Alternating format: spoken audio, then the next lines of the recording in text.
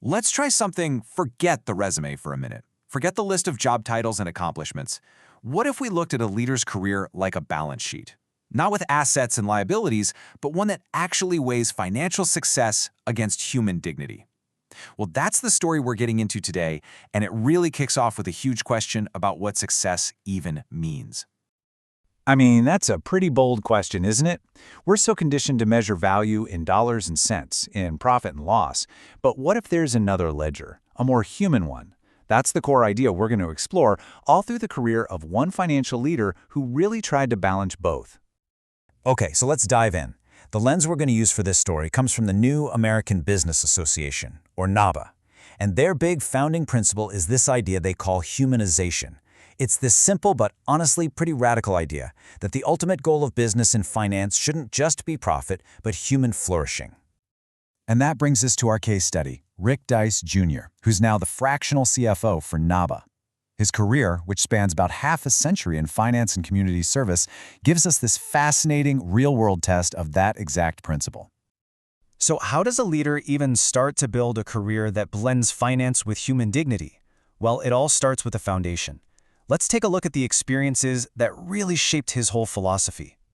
Now, what's so interesting when you look at this timeline is that it's not a straight line at all. It starts in Tokyo, see, where he's immersed in this culture of incredible precision.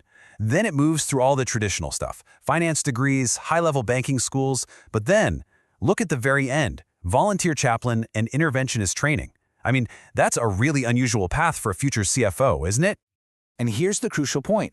Each of these steps was completely intentional. The time in Japan, that built up powerful ethical discipline. The universities, they provided the hard skills, the fiscal governance, and all that volunteer work, well, that embedded this deep, human-centered philosophy right into his financial mindset.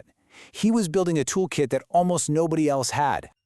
So, you've got this one-of-a-kind foundation. How do you actually apply it in the notoriously tough, numbers-driven world of corporate banking? This is where the rubber really meets the road, where the theory gets put to the test. And this slide just lays out the difference perfectly. On the left, you've got the standard banking playbook. But on the right, that's Dai's profit with purpose model in action during his time at Regions Bank and AmSouth. See, it wasn't about choosing profit or purpose. It was about achieving profit through purpose. Linking things like top Community Reinvestment Act ratings, which basically measure how well a bank serves its whole community, directly to the bank's success. This is humanization applied right to the bottom line. And his impact, it wasn't just on spreadsheets. This quote from the source really highlights that his true legacy was in people. He was actively building a new generation of bankers who saw their work not just as a job, but as a real way to serve their communities. But his work didn't just stop at the bank's doors. In fact, that's only about half the story. To really truly understand his philosophy, we have to look at what he did as, well, you could call him the community's CFO. The source material documents over 60 leadership roles in different civic organizations. I mean, just let that sink in for a second. This chart gives you a sense of the incredible breadth of that commitment. He was applying his financial skills everywhere, from economic development and housing, all the way to youth mentorship and poverty eradication. And to make that real, let's just zoom in on one example. At a place called FaithWorks Ministries, he didn't just show up and manage the books. No way. He designed a whole workforce program from the ground up that integrated housing, jobs, and community to create this sustainable model for empowerment. This is human-centered finance in action. Just another powerful example of humanization. After decades of this tireless work, his impact was finally recognized at the highest level. In 2009, he received the President's Volunteer Service Award. That's a national honor, celebrating his profound and lasting commitment to community service. So, what does this all add up to? His entire career, the banking, the mentorship, the community service, it's all become a kind of blueprint for a new kind of leadership. And it's one that he now applies directly in his role with the New American Business Association. So this is the culmination. The value he brings to NABA today can be seen as this complete, integrated model.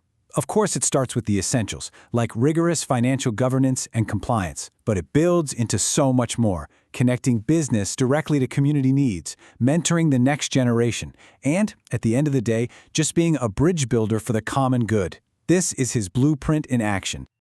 And if you had to distill his entire life's work into a single thought, this quote from the source does it perfectly. This is his answer to that question we started with. The real measure of wealth, the true balance sheet, is the health and dignity of the community. And that leaves us with a final, powerful thought.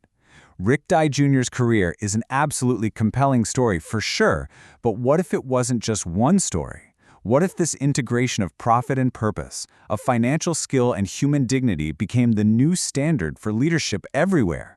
What kind of world could we build then?